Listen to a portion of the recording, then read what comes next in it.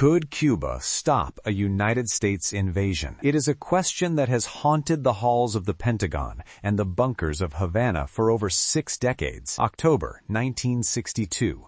The world teeters on the jagged edge of nuclear annihilation as U-2 spy planes capture grainy images of Soviet R-12 medium-range ballistic missiles being craned onto Cuban docks. The Joint Chiefs of Staff present President John F. Kennedy with a chilling ultimatum. OPLAN 316. This was the blueprint for a full-scale amphibious assault on the island, a massive invasion force of over 100,000 troops, supported by the roar of the Atlantic Fleet and the precision of the U.S. Air Force. But standing on the white sands of the Playa Girón and the rugged peaks of the Sierra Maestra was a force that had already humiliated a CIA-backed brigade just a year prior. The Cuban Revolutionary Armed Forces, the FAR, were no longer a ragtag band of mountain guerrillas. Armed with the latest Soviet steel and fueled by a revolutionary fervor that bordered on the fanatical, they prepared for a fight that would have turned the Caribbean into a graveyard of empires. Today, we peel back the steel curtain to examine the complete Cuban military arsenal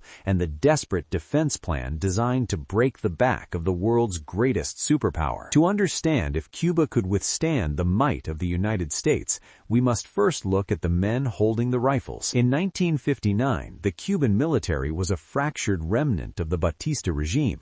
But by 1962, Fidel Castro and his brother Raúl had transformed the Ejército Rebelde into a professional, disciplined, and terrifyingly well-equipped machine. The strategic situation was dire. The failure of the Bay of Pigs in April 1961 had not ended the threat.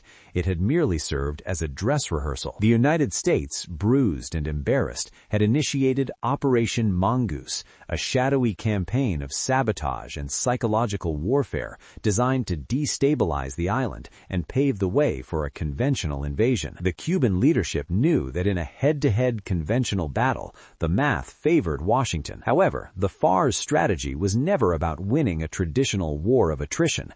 It was about making the blood price of occupation too high for the American public to bear. At the heart of this defense were 3 distinct layers of military power. First, the regular army, the Fuerzas Armadas Revolucionarias. By 1962, this force numbered nearly 50,000 professional soldiers, many of whom were veterans of the Revolutionary War. They were the steel tip of the spear, trained by Soviet and Czech advisors to operate complex heavy machinery. Second was the National Revolutionary Militia, the Milicias Nacionales Revolucionarias. These were the shopkeepers, teachers, and farmers who had traded their tools for Czech-made Sav VZ-23 submachine guns. Numbering over 250,000, they were the eyes and ears of the revolution, stationed in every village and on every beachhead. Finally, there was the Soviet presence. Under the secretive Operation Anadyr, the USSR had deployed the group of Soviet forces in Cuba. This was not just a handful of advisors. Around 40,000 Soviet troops were stationed on the island, including 4 elite motorized rifle regiments, each equipped with its own tank battalion and tactical nuclear weapons. The arsenal at their disposal was a who's who of Cold War lethality. For small arms, the Cubans moved away from the hodgepodge of American M1 Garands and Springfields. They standardized with the Belgian FNAL and increasingly the iconic Soviet AK-47, but the real deterrent sat in the motor pools. The FAR boasted over 1,000 pieces of field artillery and a growing fleet of T-54 and T-55 main battle tanks. These Soviet monsters were far superior to the M41 Walker Bulldogs used by the exiles at the Bay of Pigs. On the rugged Cuban terrain, these tanks would act as mobile pillboxes, ready to crush any landing craft that reached the shore. The strategic significance of Cuba was clear. It was a stationary aircraft carrier just 90 miles from Key West. If the United States moved, the FAR intended to turn every inch of that distance into a gauntlet of fire. By mid-October 1962, the tension in the Florida Straits reached a breaking point. The naval quarantine was in effect, and U.S. Atlantic Command was operating at DEFCON 2. In Havana, the order for mucha alerta went out.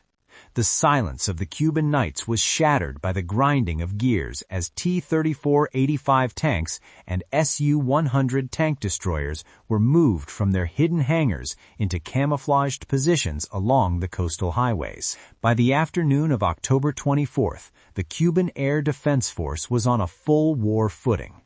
Their primary weapon was the S-75 Dvina surface-to-air missile system, known in the West as the SA-2 Guideline. This was the same missile that had shot down Francis Gary Powers over the Soviet Union in 1960. 24 of these missile sites now ringed the island, creating a dome of steel that U.S. pilots would have to penetrate. The American war plan called for hundreds of air sorties to wipe out these defenses. What U.S. planners underestimated was the Cuban and Soviet mastery of maskirovka, deception. Dummy missile sites made of plywood and canvas were erected to absorb the first wave of American bombs, while the real batteries remained silent, their radars cold, waiting. On the ground, the numbers were staggering. U.S. intelligence estimated they would face around 100,000 defenders.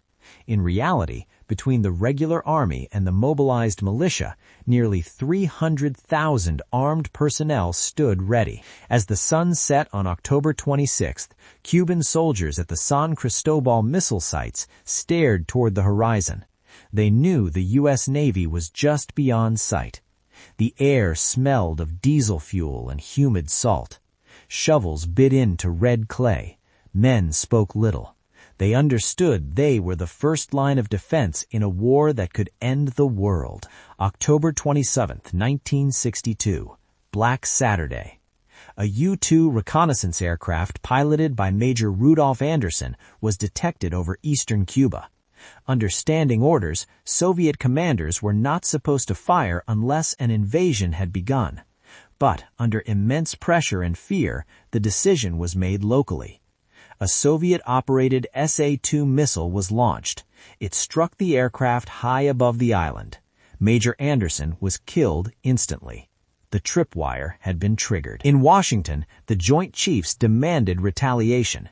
The situation had crossed a deadly threshold. An American pilot was dead, and Cuban air defenses had proven they could draw blood. Had OPLAN 316 been executed at that moment, the invasion would have been catastrophic. U.S. forces would have encountered dense coastal defenses, including the feared ZPU-4 quad 14.5 mm anti-aircraft guns. These weapons had already demonstrated their lethal effectiveness at the Bay of Pigs, shredding aircraft and landing craft alike. The Cuban Navy, though small, added another layer of danger. Comar-class missile boats armed with P-15 Termit anti-ship missiles now lurked in Cuban waters. For the first time in naval history, a small patrol craft could sink a modern American destroyer with a single missile. On the ground, Cuban forces prepared for close combat. The dense jungles, limestone caves, and urban sprawl of Havana favored the defender. Any invasion would not have been a quick victory. It would have become a tropical Stalingrad. Believing invasion was inevitable, Fidel Castro urged Nikita Khrushchev to consider a preemptive nuclear strike against the United States. Civilization stood on the edge. The turning point came not through firepower, but restraint. Secret negotiations between Robert Kennedy and Soviet ambassador Anatoly Dobrynin produced an extraordinary compromise. Soviet missiles would be removed from Cuba.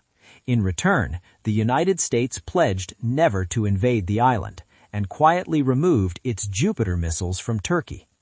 On the ground, Cuban commanders realized their true strength lay not in nuclear weapons, but in their integration with the population. The doctrine of the war of all the people took shape. If beaches fell, fighters would retreat to the mountains. Caches of weapons and supplies were already hidden across the Sierra Maestra. Occupation would mean endless guerrilla war. Factories were converted into fortresses, schools into hospitals. American planners recognized a brutal truth. To truly defeat Cuba would require destroying it. Victory and catastrophe had become indistinguishable. Soviet ships turned back. Missiles were dismantled and shipped home. But the Cuban military remained, larger, better armed, and permanently mobilized.